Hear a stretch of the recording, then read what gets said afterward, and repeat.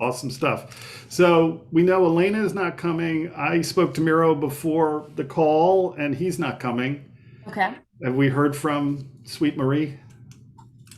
Oh, we did? Have we? It was a question. Oh, sorry. I haven't.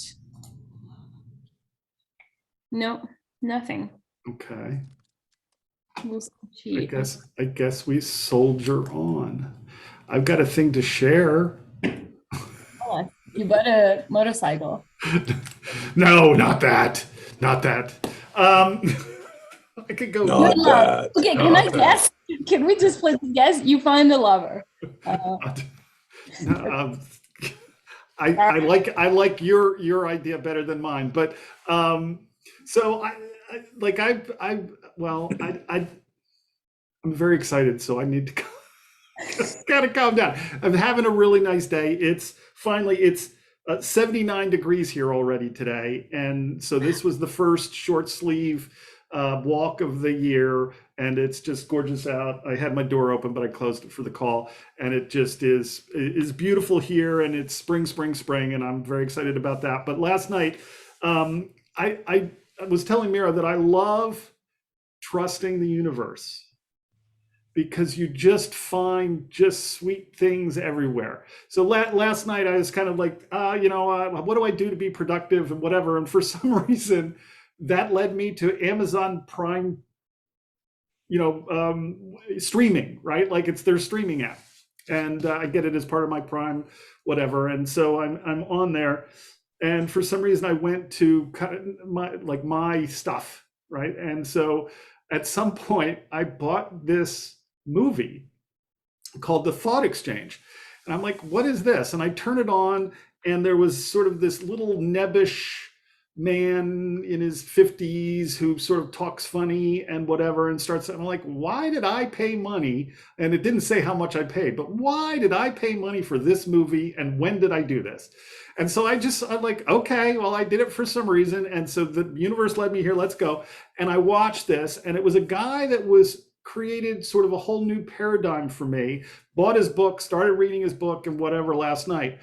And it's The Thought Exchange. And so the idea, and it's interesting because somebody I'm working with is in this exact space. Like this is, and I spoke to them yesterday, and the universe like, hey buddy, you need this, but this is also for your client. And so the idea is people get stuck, and his theory is that it isn't a trauma that we have in our younger age that causes this, the resistance or the limiting belief, what we call a limiting belief. It's actually our brain protecting us. So it's the idea that we're excited about something, and somebody says, shut up kid, you suck, or whatever it is, and our brain goes, oh, I don't want to do that anymore. So instead of me being excited about something good, the brain goes, you can't do anything good, right? It just gives you the opposite. So you don't go to that, look at what I did good place anymore, because that was painful. So you can't do anything. And so what happens is we get excited for something, we get that old limiting belief, and we stop it, and then when we feel good enough again, we want it again, right? So the saving doesn't really save us, it just puts us in the loop. As someone who has made many revolutions around in this loop de loop de loop, and we've seen clients and other people do the same thing, I love the idea that it is our brain protecting us and not necessarily a trauma or whatever. And this guy's focus is not on feelings or not on even the subconscious things, but he goes to sensations, the place of our body. And I've been wanting to sort of post and get some of you guys that are a little bit more body centric than me to weigh in on this. But the idea is that the sensations, and he repeated this, and I knew this already, like anxiety and orgasm are basically the same reaction. We just label them differently because one we want and one we don't, right? And it's one of my issues, and I did a thing this morning on Blissipline, or I called it the big lie, a live on Facebook, about just feeling good, right? Like we should just do things that feel good, and anything that feels bad we shouldn't do. And we know we're wired to not change, and that there's resistance to that. And so if we're not willing to at least deal with that, we're kind of stuck. So he says the idea is you're going to want something and you're going to get a sensation. And he says sensations are not dangerous. They're not even bad or good. It's a message your body has created through thoughts to hormones to I feel uneasy, I feel shaky, I feel whatever. And the idea of the thought exchange is, well, the example he uses is somebody that came to him and says, I want to write a book, but I can't seem to do it. And the guy says, well, so what do you think, you write a book? And he says, well, you get criticized. And the guy says, okay. And how do you feel about being criticized? Because it's the worst thing in the world. He goes, well, we've found why you aren't getting this book done. He says, so who is somebody that gets criticized all the time? That like the most criticized? He says, Madonna. I guess this was years ago. And then the guy asks him, he says, how do you think Madonna feels about being criticized? And the guy stops, and then he smiles, and he says, I don't give a fuck. And the basic thing is you can exchange the thoughts that are related even to that feeling, which are going to change that feeling. So when you get to the place of, well, this doesn't feel good. Why am I because I don't think I can succeed. It's like, change the thought. Fuck that. I'm good at what I do, right? And it becomes this a little bit more transactional for people, but it also looks, I think you can look at sensations rather than feelings. If you look at sensations in real time, I think you can catch a lot of this and just kind of weave through them. That's my initial take. Any thoughts? Yeah, lots. It's all, I mean, Jared's got to go now. Yeah. The work that you're mentioning, like for me, I refer to Stephen Hayes. Like, do you see who Stephen Hayes is? So pretty much he framed, and it's exactly what you're saying. He framed it as, the filter of life is our thoughts. We are living something, and then it creates a thought. And so the thought then creates a feeling or sensation, which then creates a behavior to it. And so when you reframe this, when you're like, okay, like I don't want to write a book. And then, because the idea of writing a book makes me very anxious and scared of being. And so then the behavior is, I don't do shit on this. And so when people are complaining either of their feeling or their behavior, you enter that and you're like, well, can you reframe it? Can you admire some people that wrote a book and that changed your life? And maybe you're like, oh, maybe it was worth the exercise of being criticized because you changed a few lives. Or, it's so powerful. I learned a tool that is called the body compass that is all about this. It's taking into consideration that our brain, the information that can process is not even 100th, I think, which I forgot how megabytes compared to the body, that the body can process so much faster and so much more information at a given time, that in our society, we've been kind of not really trusting our body. Well, it is actually the most essential part of our intelligence. And so when we're confronting to a situation, feeling our body and the sensation gives us a yes or no, or like a tool to know, to find your north, to the body compass. And I've learned about it, and I'm practicing it more and more right now in my teaching in the process. And it's interesting. Recently I taught it to a client, and his body compass is left. I visually see it. So I put him to get a reference on like the worst case scenario. and then the best case scenario, and we see what the body sensation are, what the body does, and then you have like a reference frame. And his is literally, when it's something bad for him, he does this. And when it's good for him, he does this.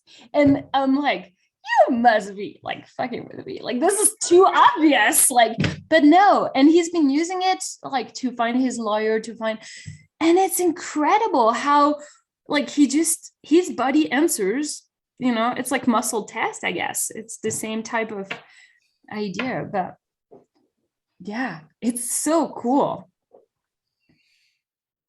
The pendulum.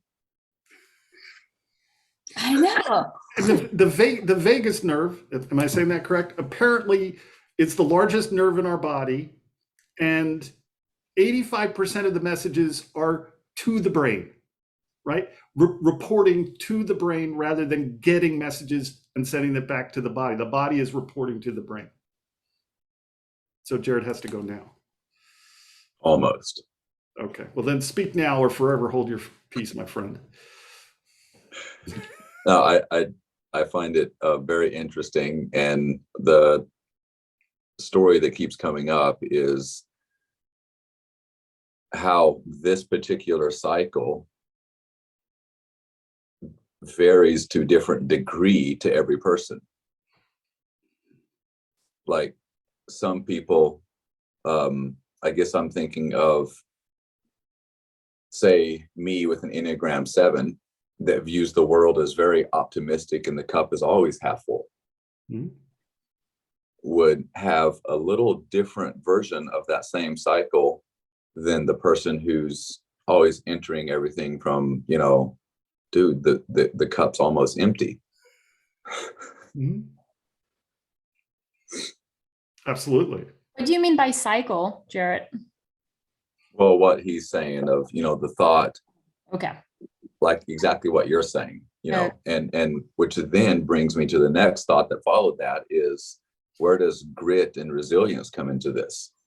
Like, is this something that you can change the way the cycle spins, so to speak, by building more? I can't remember who wrote that book, Grit. Angela Duckworth, is that it? I think that, yeah. At the University of Pennsylvania? Is that the? I haven't actually read it. Yeah, I haven't either. There's another one, I think, called Resilience or something. But, it makes us to where we view that bottom end of it just a little bit differently, perhaps. It's not as much of an obstacle as an opportunity, which then leads to perspective, which ties in, is it half full or half empty? Changes those feelings a bit.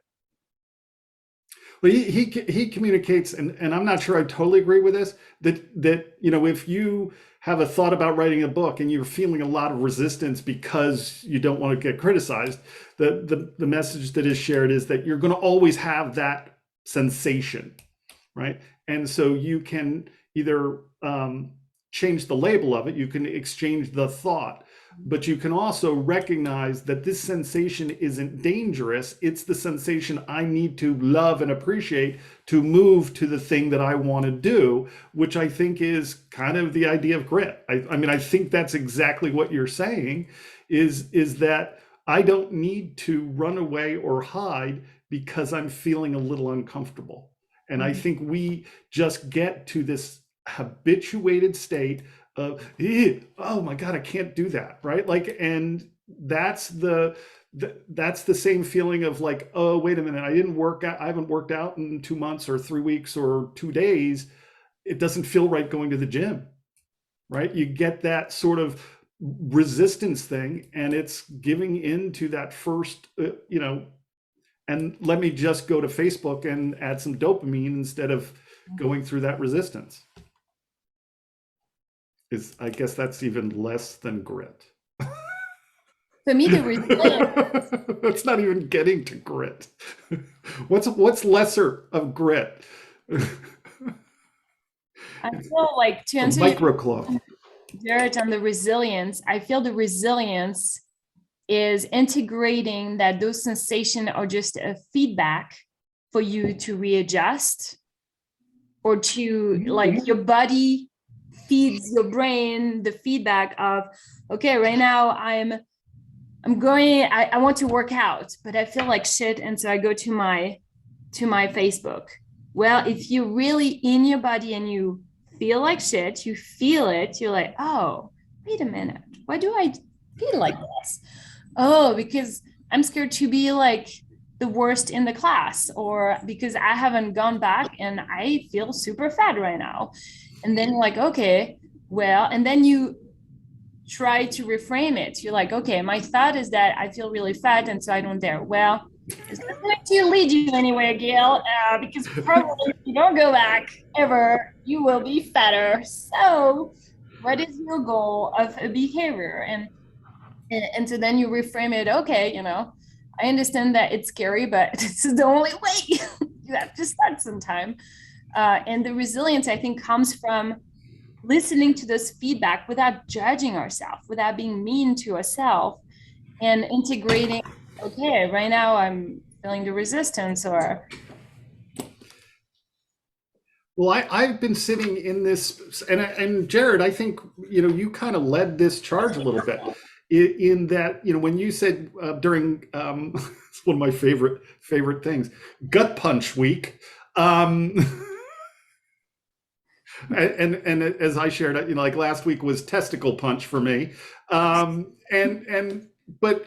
that what is in front of you has been sent by the universe for you, right? And so it's when we start connecting to these sensations, the feelings, whatever we want to talk about, as well as just thoughts and so forth, and look at them not as good or bad, but information, right?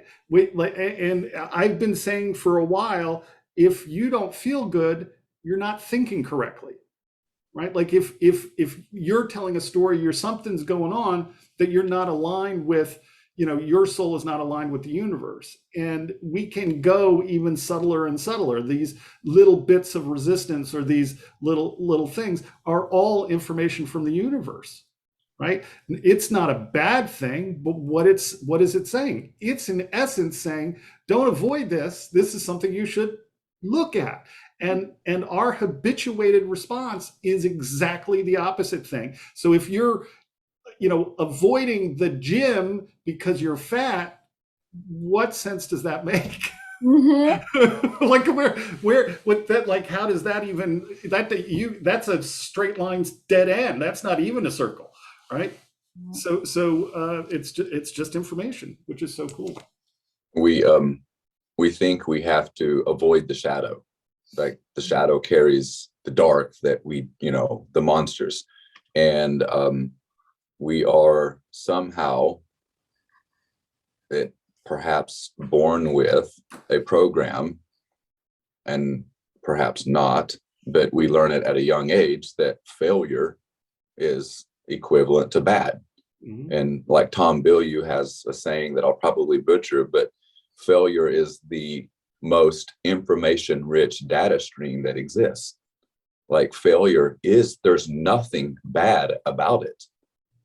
Yet going to the gym and being judged, we view as a failure. And like, that is amazing. The shadow, the dark is wonderful when it's illuminated, when we give it our presence.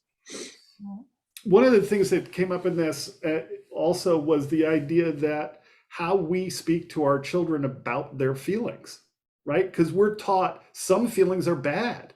Don't cry, suck it up, buttercup. And I come from the suck it up, buttercup camp. I was my child, like, just hike your pants up a little higher and, soldier on and go swim the swim or whatever it is you're going to do.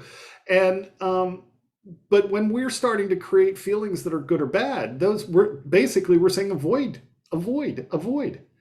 And how much of what we teach our kids is avoidance of things they should not avoid, even beyond that. I mean, I think there's other places where we do that, right? And do your homework so you don't fail. Mm-hmm. What did we just say about failure, right? You're going to fail. You're failing out. Don't fail. Like that's our whole culture. Well, and why are we teaching our kids that? Because we are doing that. That's our life. Yeah. Like kids learn through osmosis. Like, you know, Yeah. it starts with you and pointing at me, you know. And when you start changing the conversation, because this is something I'm extremely aware of, like when my kids are like, "Ah!" Like I don't say stop. I'm like, what's going on? Let's go deeper in this. He took my dinosaur. Okay. How does it make you feel? I want to kill him. I'm like, okay, like this is actually an action. It's not a feeling. How are you feeling? Mad. Okay, can you tell him? Andrew, I'm mad because you stole my dinosaur. And Andrew's like, oh, okay, here it is. But Andrew doesn't care. And then it evolves, like, and those kids, like, I'm making like amazing little creatures. They are the best communicators of first they go into feeling, then no, first they go into fact without judgment, then they go into feeling, and then they propose something, and it gets into the like communication through the heart with the infinite communication. It's amazing. Like I still have to repeat it every day, but it's in them. Like sometimes now you hear them and you're like, whoa. And it's such, yeah, it's a simple tool. But indeed those emotions, it's like if we stop them, then you are ashamed of your feelings.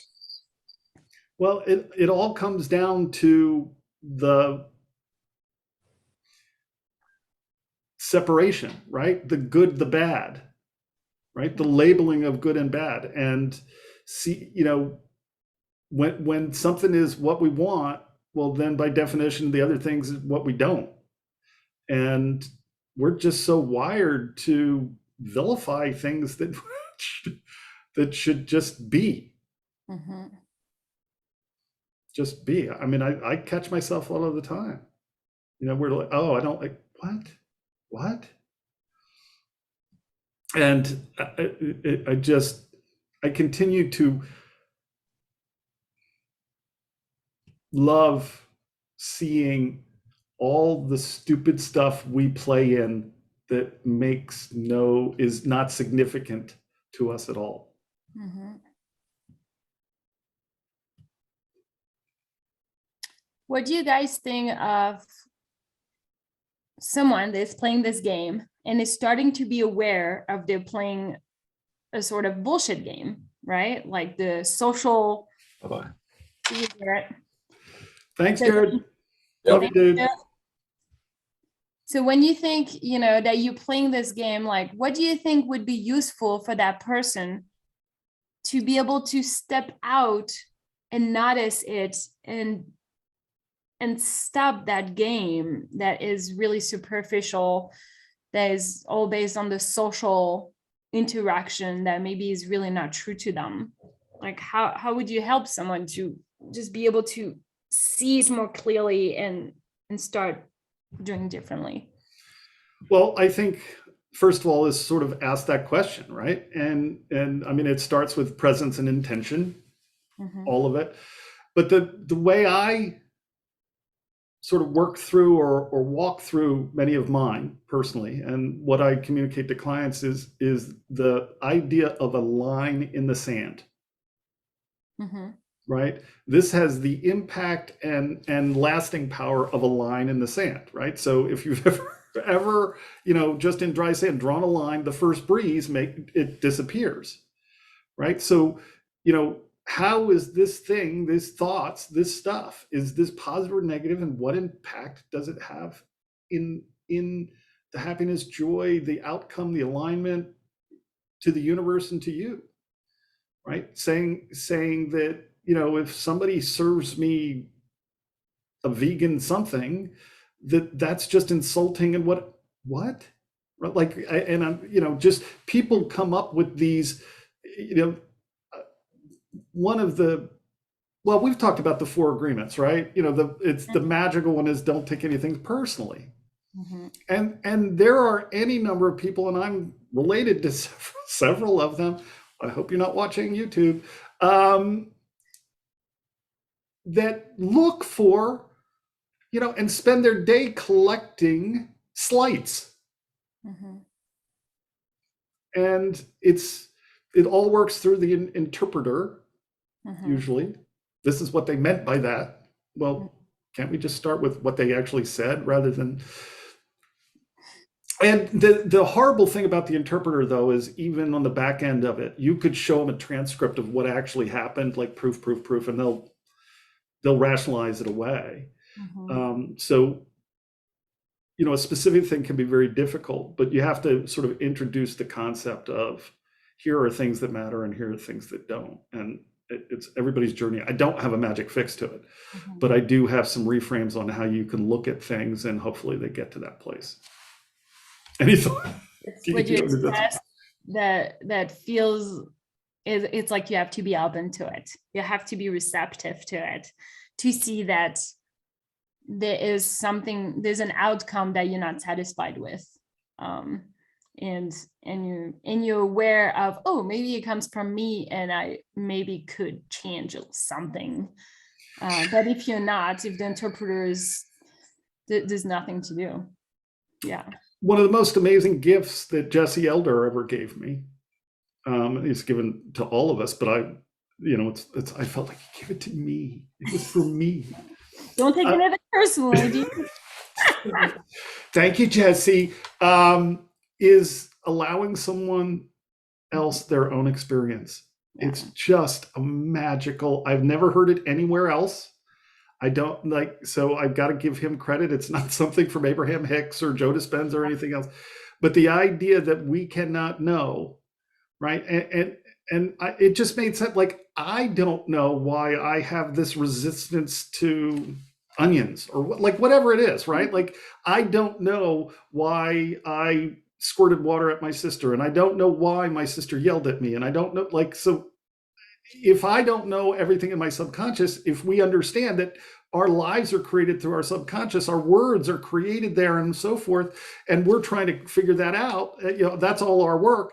Well, how can I know what's going on in Gail's head, right? Or why Gail did her hair like that today, or why am I taking something personally? I do. I don't know. It looks nice. I don't know that it's different. It just... I didn't do anything. I didn't say it was bad. Why are you taking offense? Right, but somebody could say, why has he mentioned my hair? What's wrong with it? Why is it blah, blah, blah, right? We know people that do that, right? That it was a perfectly positive, wonderful thing that now is a dark ball of bleh, right? And to just get to the place, and for people that are listening, and I don't know why I'm talking to the audience all of a sudden, there's not as many people here, but it is, we don't know why someone does something, and so we allow them their experience and just appreciate what is, right? I don't need to react to it because they're doing them, right? They're not doing me. And even if they say, Dean, you suck, they're expressing their pain, their whatever, their thing, and their whatever. I don't know what it is. I don't need to put on that coat. Yeah. I don't need to take on their pain. And it's really freeing, because you're not considering that it's your fault or that something is wrong with you. You really acknowledge that we all have our own experience.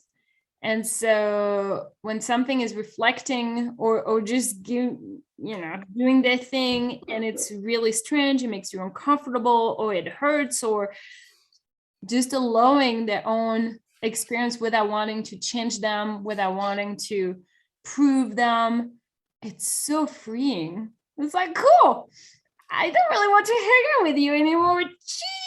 Jeez. You can have your experience. I don't need to be a part of it anymore.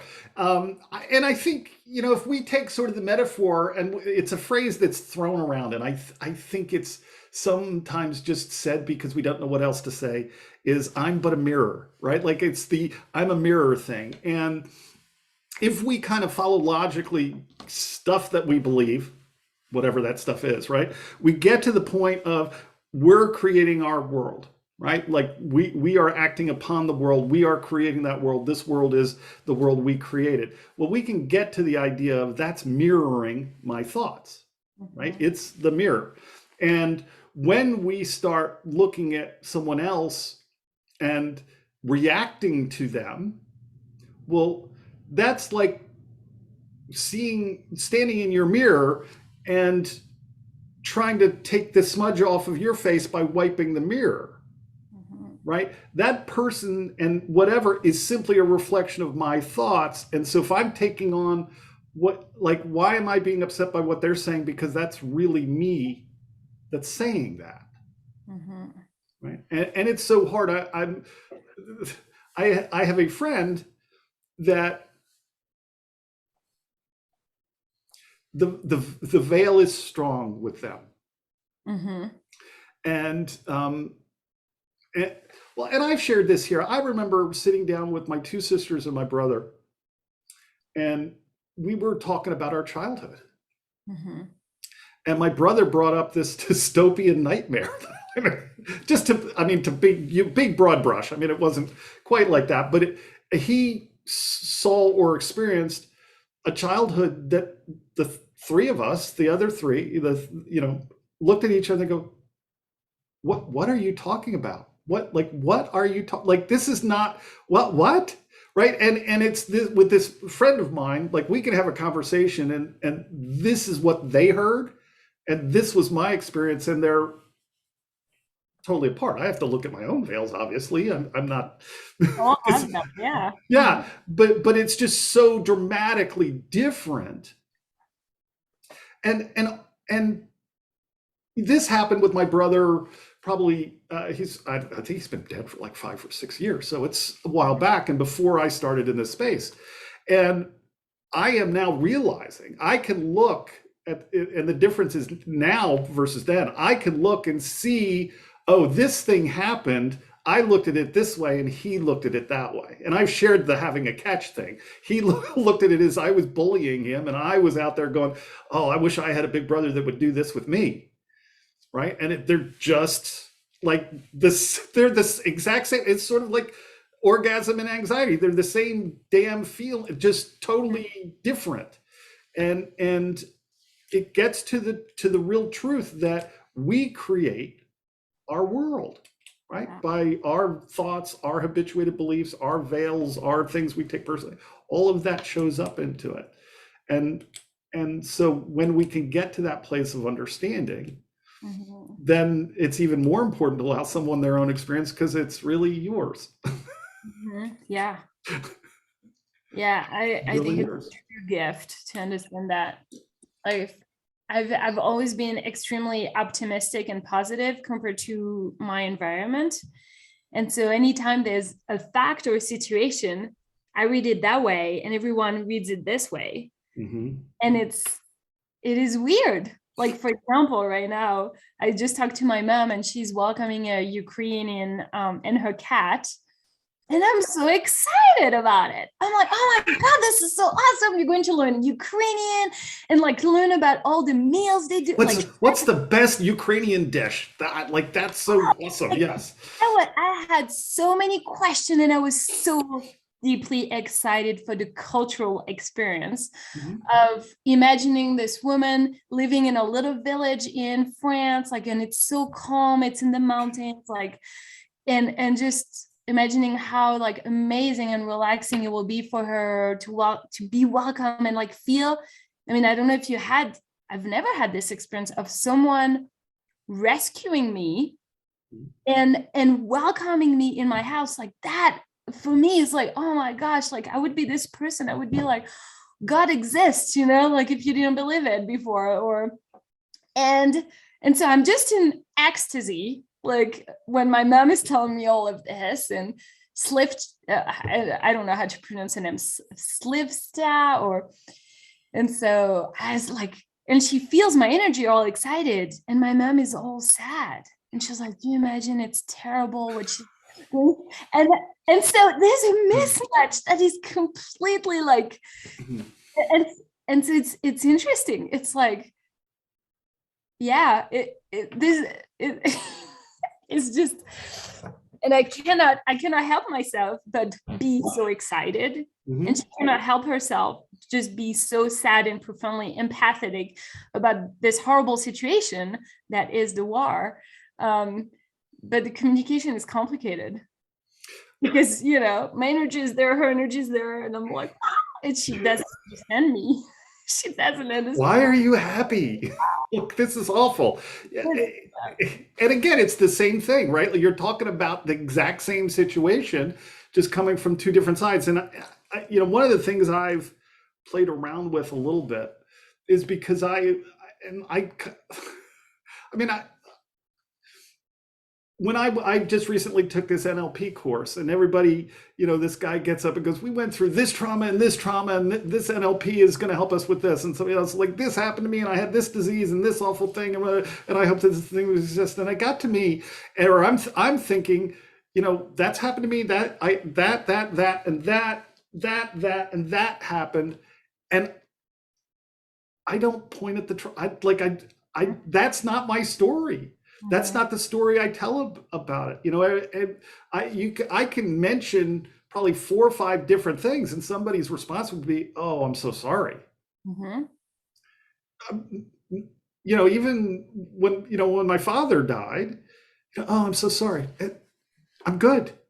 Mm-hmm. Yeah. Right? Like, would I like it not to have happened? Yeah, but again, he was a marvelous example of a human being and was very important to me, and I appreciated that, and held on to that rather than the loss. Mm-hmm. And so one of the things I looked at or spent, and I don't have an answer. It still is a frame that I look at, is the idea of how lucky am I to have had that basic model, and how much more difficult spirituality, happiness, all of these things that we move towards, how much more difficult is it for someone like my brother or your mother, where they're just seeing things from sitting on the other side of it, I guess. Is a good metaphor as any. It's exactly, I forgot who wrote about this, but the clean pain and the dirty pain, separating. I really love this term because pain is part of life, and you punch me in the face and I will be hurt. This is a clean pain.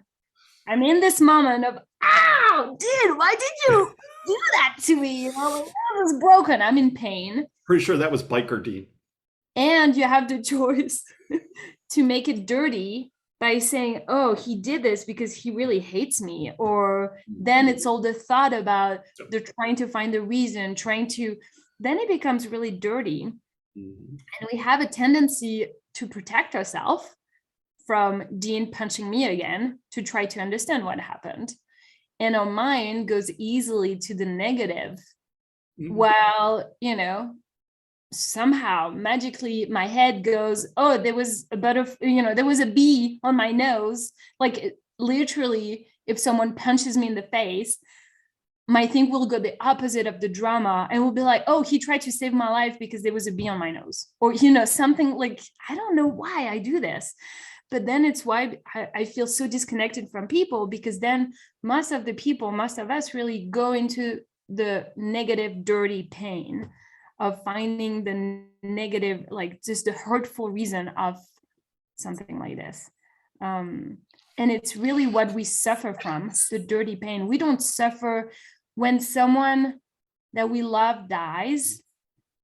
It's a clean pain. We really are, you know, mourning, and we're really in pain, but it's beautiful too. We feel it. We feel so human. We feel so amazing to have loved this person so much. It's so pure and clean. And then if we want to, we decide to make it dirty. And then it's like, oh, now I'm by myself. And now, like, or whatever the hurt and the suffering comes from. Well, and it's, I spent some time looking at the thought that I had that change is hard, right? From like where we sit, you know, say you can, say you can't, either way, you're going to be right. You know, what is it, Henry Ford? Um, and so do I label change as hard? But when we look at my brother or whoever else, he was raised in the same household, right? So from a nature, or that would be nurture. I cannot from Like you have DNA in common, you have the environment in common, like so many things in common, yet process can be his wiring was just different. Yeah. Not bad, just different. But in that wiring, how hard is that to change? Right? How difficult is it to take a lifetime, 40 years, whatever, more, it doesn't even 20 years even, right? Of looking at what you don't have rather than what you do have. And somebody comes to us and says, I want to feel better. And certainly we can do that. We can get them to the place of feeling better, but can we get them to the place of seeing what they have versus what they don't have, right? Like, so how can you switch to the other side of the coin, that person? I feel the people, in my own experience, the people that are able to shift and to rewire completely themselves, most of them, they have to have a huge, crazy, bad experience to wake up. Like it's what we call wake up almost, right? It's like, and this is, it's how I got a lot more conscious myself, like by having some really bad circumstance that I was like, ooh, what's going to happen now? Or near-death experience. And it's not unfortunately, it's the gift of those experiences, right? But how do we get to a place that, oh, maybe we don't have to almost kill ourselves to wake up, Well, the incentive is a lot less because it's okay. We're still functioning. We're still dealing with our lives. Like there's not much incentive to really try, like any work, I feel anything that is hard, if you see a huge shift, a huge difference right now, let's say that you're going to die or you living under a bridge or like something extremely hard, it's your reality, then you have a high incentive to change it. But if life is just okay, why would you change it, Well, I do think okay is the dream killer, right? Like one of my favorite, and it's a guilty pleasure, and I don't even know. Movie is Dune. It's like every time it's on, I've watched this movie. It's long. It's not a really good movie, but what is fear is the whatever killer, right? Fear is the dream killer, but I think it's almost okay is the dream killer because it's not bad enough to change and it's not good enough to really enjoy life. But I also think what came to me when you shared this, Gail, and thank you for sharing what you did because it took me to a cool place, is that I think part of the reason why people that start with the idea of looking at what they don't have, right? So right, they're living sort of at a lower state already. Right. So it's more normative, it's normal. And so, when you said they really need something really bad to happen because they're already kind of in this seeing a lot of things badly or seeing them as bad. And so they're kind of normalized to this space. And it really, and I do think that it is the advantage of people that appreciate or look what they have or believe that they're acting upon the world, the locus of control, all of these things that people will normally say it's easier or you're, whatever. I think they become more sensitive. Like they're starting at a higher place. So this place is very painful to them. They don't have to go all the way to total collapse necessarily to get the impetus to change. Even just like this, okay, gets tiresome, right? Like it's just after 30 years or so, it's like, okay, Yeah. Like let's try something different. And or the thing that I've been shooting for, right? I keep getting to this place and falling back down. I'm going through this cycle, and you eventually see it and go, okay, what's the way to jump out of this? But I think like these people, they need to have, and it's an unfortunate thing. You don't want to wish that for anybody, obviously, and you would love for it to be easier. And I guess the only solution is to grow the light and just get the light brighter, so it makes the wherever someone's darkness is a little greater contrast.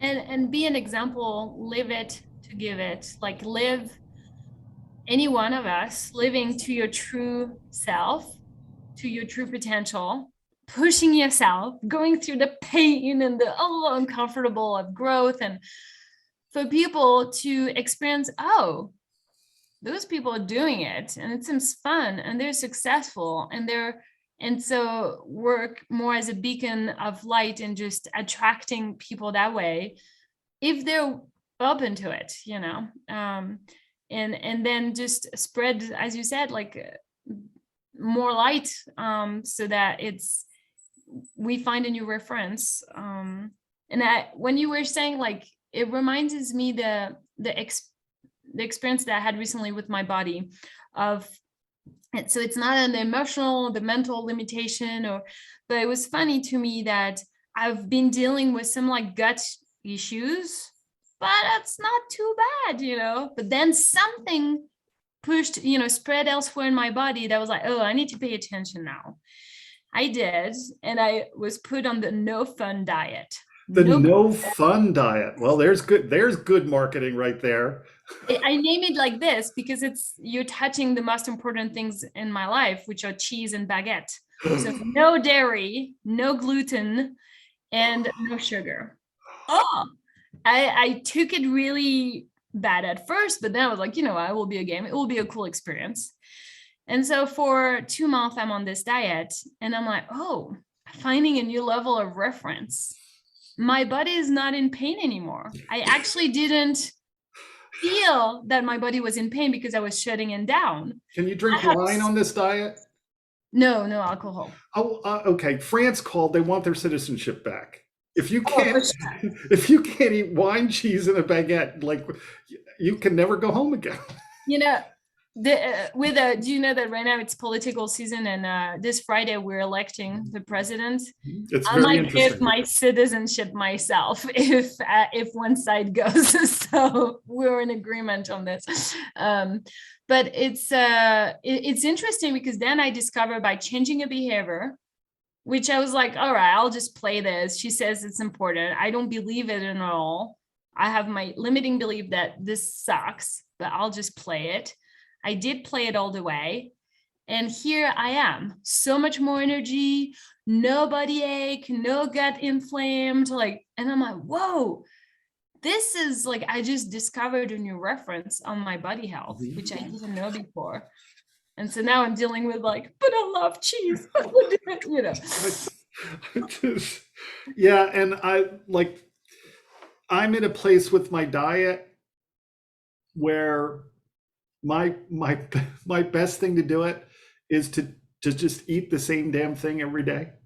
I will probably, so I generally intermittently fast from lunch until breakfast the next day. So I don't eat dinner most of the time. Oh, okay. How you do it that way? Interesting. And I know, for instance, like if I had family or whatever else, I will probably have like dinner guests on Saturday. Like if you're interacting a little more actively with other people, but I live alone, so it's much easier for me to kind of get up, eat whatever, and then my afternoon I just kind of roll, and I eat the same thing for breakfast and the same thing for lunch every day, and so it clears my head of worrying about it. I had a roommate that taught me this. He was very skinny, and he ate chicken pot pies, 1 for lunch and 2 for dinner every day for like 4 months. And I finally wanted to just strangle him, not because I had to eat him, because I had to watch him eat him. And I was like, just please eat something else. He goes, dude, it's fuel. Right? Now, I grew up you know, as an athlete or a swimmer, and if I broke 30, you know, like it was an incentive. If you break 30 on a 50 free, we'll give you can have a T-bone steak. You know, and I was like 10 years old. I'm like, I want me a big old T-bone steak. And so it became, you eat when you're bored, you eat when you're excited, you eat when you feel good, you eat when you feel bad, and you end up weighing 300 pounds. And so I wanted to take that out of it. So if I just eat the same thing every day, it doesn't serve any salve or dopamine or whatever, but Interesting. it changes often on the weekends, right? Like that's when I go back to that. And so one of the things I'm discovering is I've avoided kind of dealing with the wild, right? I've created this artificial container where I eat good stuff. If I go to a restaurant, woohoo, give me a cheeseburger with the French fries and give me an extra baguette, you know, like this. And so when you say this, I was amazed at my reaction of like, oh, I couldn't give that up. Wait a minute. Interesting. So thank you for that and allowing me to share this bit. This powerful way you just said, like that when you start creating something that feels good for you, for your body, like that you're in a rhythm of like, this is good, then you also, the consequences is that you might limit yourself for other opportunities of flow because they will disturb that. And accepting that it's okay if I see friends in a restaurant and I gorge myself or just have, but it is, yeah, it's really interesting. There was, I'm gonna see if I can remember this, but it was so powerful at the time. So it's a box, and so you have 2 rows and 2 columns, and one column is internal world, and one column is the external world. And 1 row is yourself, and 2 rows are all the other people and things in your life. So one is your mind, one is sort of the relationships with everyone, one is your environment, and one is your body. Okay. Right? So you have these 4 things. And so if you want to lose weight, you have to get all of these things aligned. Right? So you have to understand your body, you have to create the mindset. You can't have the people around you saying, oh, eat more, whatever, or whatever. You need their support, and you also need an environment that supports that, right? And if any of these 4 go down, right? And so what I have done is basically X'd out a couple of those boxes. Yeah. Right. And so now I haven't changed those, which I'm seeing right now. Thank you, universe. Thank you, Gail. Is it, you know, that this is why it works in this space, but not that space. Yeah. And so you have to take it all into account to create that change. That's beautiful. I can relate a lot, like, because right now I don't drink alcohol or the fun diet, and we still have potluck. And the potlucks, you know, it is hard. It's hard for me because everyone is drinking. And then when people drink and you don't drink, you like, at least my thought process is like, here we go. Now I'm the boring girl that is not fun anymore. Like, and I'm in a room full of drunk idiots. Yeah. Like it's not always the best time. Actually, no, I wish I was an idiot. Like I wish I could lose myself without wine and become, but I'm discovering I do that more and more. Like, well, aren't there all sorts of things in Colorado you can take besides wine that would get you to the loosen up stage?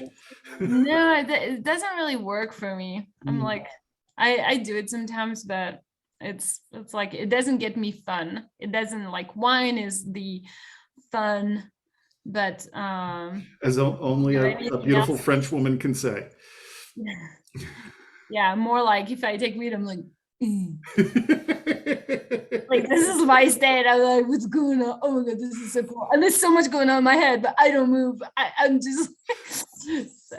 I have to say, I am a connoisseur, and I do appreciate Pennsylvania's medical marijuana bit, but I have never been a smoker and a partier so much as like I want to contemplate my navel or write something or zone of the TV. Like it's an end of the day, just let the day go away kind of thing in my world.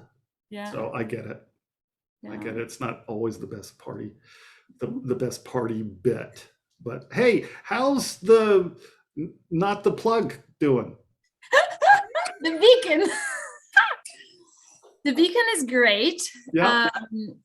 I have a lot of interactions and co-creation. I'm really enjoying this process of it will get done when it will get done, and I will go one step at a time. And so, for instance, one of the steps I did last week was going to my county to get the permitting done. And they brought up, because I stay really receptive somehow. Like I really want to force myself to take it as a co-creation. And they said, you know, you're investing in a tent that will last 8 years, and this will cost you a lot of money, about the same money as if you build a cabin that isn't hard. And are you sure you want to do this? And I was like, I don't know, actually. It's a good question. Yeah, so this is a new information that came to me that, it's true that a yurt is still a tent, but in Colorado is defined as a permanent structure. So you have to go through the whole process. Yet in 8 years, up to 10 years, it's going to be trash. So whereas you could build a tiny house. Yeah, well, I want like a big round space like the yurt provides, but I can build that in hard. The cost will be a little more, so I'm staying receptive on not freaking out, because I want it to be accessible for people and not having to increase membership, so I'm staying that the money is going to come. A lot of mental health or Reiki masters or spiritual people are very interested in the space. They feel the magic of the land and the healing power. And some people are coming to me as, hey, I would like to do 4 events a year. And I'm like, yeah, okay, cool. So I'm taking notes, taking what the community wants and need to make it really what it needs to be, which is I guess, part of my brain is like, it's going slower than I want to, but another part is accepting that it has to go slow if you accept it's a co-creation and not just me just dumping something. Beautiful. Yeah. So yeah, there's a lot of excitement. A lot of people are coming and visit the place. And this weekend I have a woman coming and meditating on the space and doing a full moon circle to really connect with the land. And so it's exciting. It's also you're facing all your worst limiting beliefs when you stretch yourself so much, which is interesting. I'm just like letting it come, and I'm like, oh, Gil, look at that, you're freaking out. This is interesting. Isn't it really? What was it? It just always makes me smile. I never remember what it is, but my brain told me some sort of story that was ridiculous, and I just laughed. Seriously, that's what you came up with? Come on. Wow. It was just like, it's like, what just happened? You just came out of this limiting belief. It's beautiful because it's like the true, noticing maybe you've worked on it, and then you're like, that's an old self trick. This is not me thinking. It's like you're gonna have to do better than that. I don't claim to be far along the line, but I'm further than this ain't my first rodeo. Come on, buddy, let's go. Wow. Well, congratulations, and I love the magic that you're creating, and I love the outlook and the process, and even you are so community minded. You're so much sort of a not a collector, but an engager. And just looking to engage more broadly, and it is so magical, powerful. It's a great example. I am compelled by it, and it's beautiful, and thank you for that. The one thing I do want to say is, I don't think I can support you through your website bit at this point, but anything that I can do to support you, the process, the whatever, and I most certainly am looking forward to figuring out how I can get out there and spend some time in the yurt, not plug. And the beacon. The beacon. Yeah, I think the more the co-creative process is happening, it's really the people that are attracted to it and want this space are people that can have access easily. So they're in the front range of Colorado, mostly actually people in the city. I'm seeing a lot of Denver people attracted Oh, to it. interesting. They don't have access to nature. And Like, and that just blows my mind, right? Like they do. I mean, that's got to be a story, right? they Like, do, yeah, they do, but it's right now, you know, I just heard this this stat, which is just crazy. You know, going in the mountains in Colorado, all the mountain, you know, there's inflation in Colorado for housing, but nothing like the mountains. The average mountain house, so Breckenridge, you know, Vail, oh, $9 million. yeah. It was about 2-3 before COVID, and it's 67% of cash deal. People pay cash for 67% of It's it. the weird real estate thing going on all over, and the reset and whatever else. Yeah, it's a little nuts. It's so I think, yes, a lot of people don't have access to the mountains in Denver because it's so expensive. You know, it's I mean, you don't have to buy a house, but just staying in a hotel, like it's $300 a night, like wherever you go. And that's probably the small room. Yeah. So, yeah. So I think. Well, keep going. Keep going. Yeah. All right. Thanks for sharing about your kids. It's always fun to hear about the dinosaur stealing and all the other. I have to say, like, I wish I was just not, like, I was a normal mama, just not dealing with this and be like, shut up, because it's so hard. Go watch TV. Leave your brother alone. Oh, I do that sometimes. I mean, I have to. I'm Good. not bad. But yeah, it takes so much energy to be like, please tell me how you're crying right now. And it's like, like Mommy's got 6 orders she's got to fill and 19 other things she's doing, but tell me no about wine, how you feel. no wine. Like, how messed up this is. Well, I think you've got a wonderful diet. I think the name in particular is perfect for that, and it's a great story. Thank you for sharing. I love you much. Good night. No, good day. See you. Bye-bye. Bye.